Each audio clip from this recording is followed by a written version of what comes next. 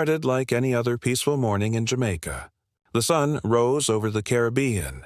Fishermen hauled in their nets, and children ran laughing through narrow streets lined with pastel-colored homes. But far beyond the horizon, something terrifying was awakening. Over the overheated waters of the Caribbean, nearly 86 degrees, clouds began to twist, tighten, and build into something monstrous. Within just 36 hours, that swirl of clouds evolved into a nightmare. Hurricane Melissa, a perfect, unstoppable beast. A Category 5 storm with winds reaching 185 miles per hour, 295 kilometers per hour, faster than a speeding train, powerful enough to rip buildings apart. By the evening of October 27th, satellite images revealed a storm unlike anything Jamaica had ever seen. Its massive, menacing eye stared directly at the island. Across every radio frequency, an urgent voice echoed through the static. This is not a drill.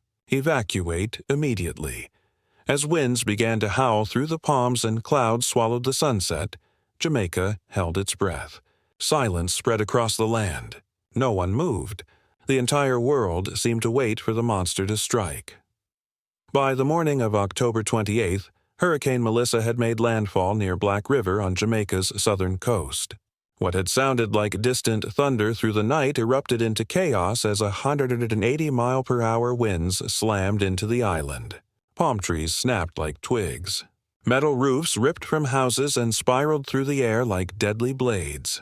Within minutes, neighborhoods vanished under surging floodwaters. Along the coastline, waves taller than two-story buildings crashed into seawalls, tearing them apart and sweeping fishing boats inland. Streets in Kingston and St. Elizabeth transformed into roaring rivers. Cars flipped, power poles fell, and communication lines went dead.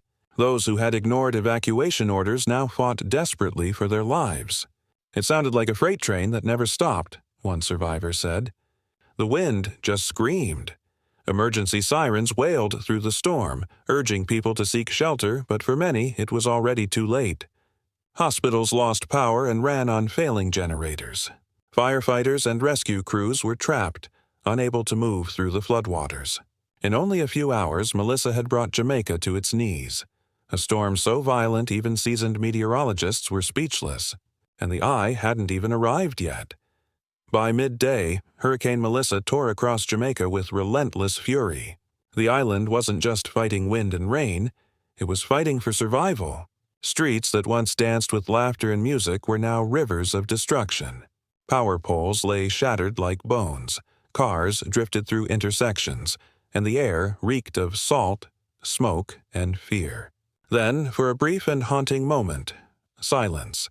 The eye of the storm had arrived. The winds died. The world went eerily still. People peeked from windows, some stepping outside believing it was over. But above them, the second half of Melissa, darker, angrier, and more brutal, was waiting. Within minutes, the storm's second wall crashed into the island. The roar returned, louder and deadlier. Debris turned into weapons, roofs were torn away, entire buildings folded like paper. Thunder boomed across the mountains, shaking the ground. Cries for help filled the air, drowned by the wind. Emergency crews tried to move but were trapped by rising waters and near-zero visibility. Jamaica was now caught inside the storm's raging heart. The nightmare had only begun. When dawn finally broke, the island that emerged was unrecognizable. Melissa had moved north, but its trail of ruin stretched across every parish. Streets were buried under mud and rubble. Once vibrant neighborhoods lay in silence, broken and drowned. Power lines drooped over pools of water, sparking dangerously. Hundreds of homes were destroyed. Hospitals overflowed with the injured.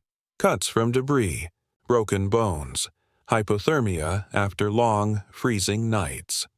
In St. Elizabeth, 20-foot waves had torn boats from their moorings and tossed them onto rooftops. Farmlands were obliterated. Banana trees snapped, sugarcane fields flattened, livestock swept away. Months of labor gone in a single night. Bridges collapsed, highways disappeared under landslides, and cell towers toppled into the earth. Rescue teams could reach some villages only by helicopter. Entire communities were stranded, waving makeshift flags from rooftops, praying for help that couldn't yet arrive.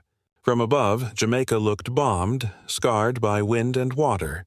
Melissa hadn't just destroyed property, it had shaken the very soul of a nation. In the aftermath, survival became a desperate, hour-by-hour struggle. Tens of thousands were homeless, their belongings washed away. Shelters overflowed with families clutching the few things they managed to save: a photo, a blanket, a child's toy. Food and clean water ran dangerously low. Rescue teams in Kingston used boats to search flooded streets for the stranded. Volunteers locked arms to carry the elderly through chest-deep water. Hospitals ran beyond capacity, treating wounds, dehydration, and trauma. Mothers waited outside in the rain, begging for news of missing children. The government mobilized soldiers, firefighters, and police, but the destruction was overwhelming. Roads were gone, bridges destroyed, communication severed. Aid convoys struggled to reach mountain towns still buried under landslides. Yet amid the despair, Jamaica's spirit refused to break. Strangers shared what little they had. Fishermen offered boats for rescues. Churches opened their doors to the displaced. Hurricane Melissa had ripped apart homes, but it couldn't destroy the courage or kindness that bound the island together. In the following days, the world watched Jamaica's tragedy unfold. Satellite images showed vast parts of the island submerged, rivers carving new paths through towns, and coastlines forever changed. International aid poured in. Planes from the U.S., Canada, and neighboring islands brought food, medicine, and supplies. But recovery was slow and agonizing. Power outages lasted for days, even weeks. Schools became makeshift shelters. Hospitals begged for fuel to keep their generators running. Farmers looked over drowned fields, realizing recovery would take years. Global leaders called Melissa a warning from the climate crisis. Scientists confirmed Jamaica's sea surface temperatures had hit record highs, the perfect fuel for a Category 5 monster. "This is what a warming ocean looks like," one expert said. News outlets showed children sleeping in shelters, homes reduced to rubble, waves crashing against broken piers. The message was clear. Storms like Melissa are no longer once in a lifetime. They are the new reality. Weeks later, Jamaica began to rise, not through power, but through unity. Across the island, neighbors became builders. Strangers became family. Volunteers in Kingston cleared debris from buried streets. Farmers in Clarendon and St. Elizabeth replanted lost crops together, sharing seeds and salvaged tools. Schools turned into community kitchens. Aid groups and soldiers worked side by side restoring power and rebuilding roads. International help rebuilt hospitals and shelters for the displaced. But the greatest rebuilding wasn't of structures. It was of spirit. People who had lost everything still sang, prayed, and gave thanks.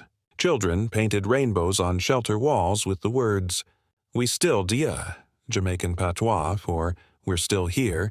Hurricane Melissa had taken much, but it could not take Jamaica's heart. Melissa will be remembered not just for its destruction, but for its revelation, the warning that a warming planet breeds monsters. It showed how fragile even the strongest nations can be when nature unleashes its full power. Scientists warn that rising ocean temperatures are fueling stronger, deadlier storms. What happened in Jamaica could happen anywhere, from Florida to the Gulf Coast to the Pacific Islands. But tragedy can inspire change. Melissa reminded the world that preparation saves lives. Stronger infrastructure, better warnings, and global unity are no longer optional. They're survival. If this story moved you, don't scroll past.